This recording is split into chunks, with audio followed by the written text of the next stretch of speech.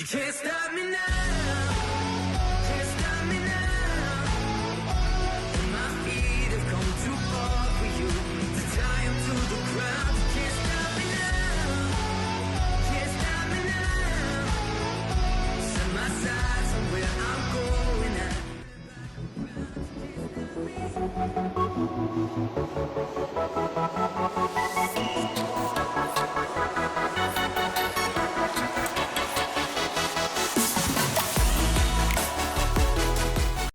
Hi, I'm Mark Grobler, the founder of Women Empowered. The story of WHIP really started about 25 years ago when a friend of mine had just come home from her mother. She was sitting outside her home in her car. Next minute the door opened and a guy put a knife on her throat and said to her, "Move over or I'll kill you." She actually helped him start the car because the car had a bit of a gammy ignition. They then drove into town where they picked up a friend of his. They then drove to the beach, a secluded area in Port Elizabeth, where they both proceeded to rape her. After raping her, one of the guys jumped on top of her and throttled her. She looked up at him and said, "Please don't," and he just said, "I'm sorry."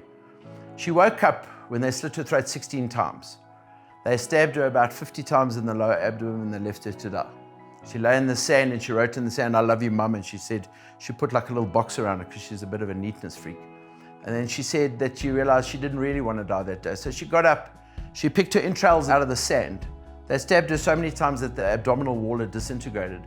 So she picked her entrails out of the sand and she started crawling on her hands and knees to the road, which was about 350 meters away. She said that if she knew she could get to the road, that maybe someone could find her.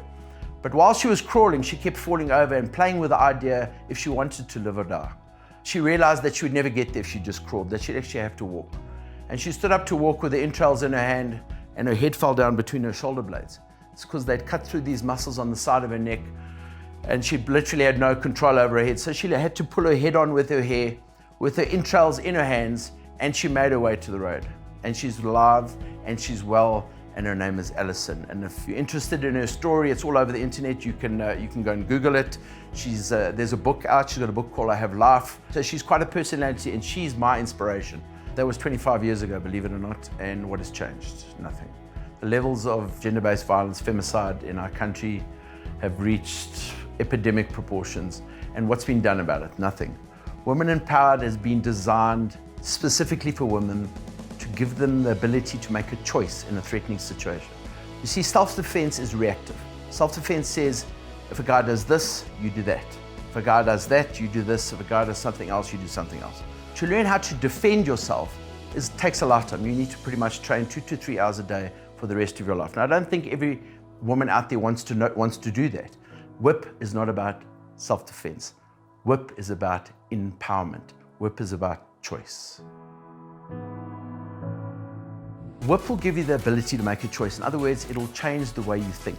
Most women, when asked, "Do you know what to do in a life or death situation?" say no. Most women, when asked, "Could you immobilize a man twice your size?" say no. And the reality is, it's just because they don't know how.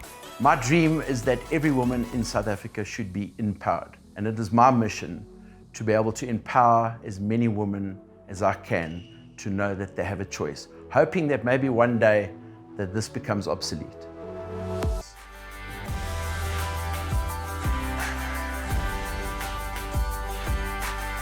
For more information, please go to our website, which is www.empowered.co.za, and please sign up for the full course. Obviously, what we're speaking about in this series is just snippets from the full program. To get the full benefit of what we do, please sign up and make sure that you are empowered. You can't stop me now.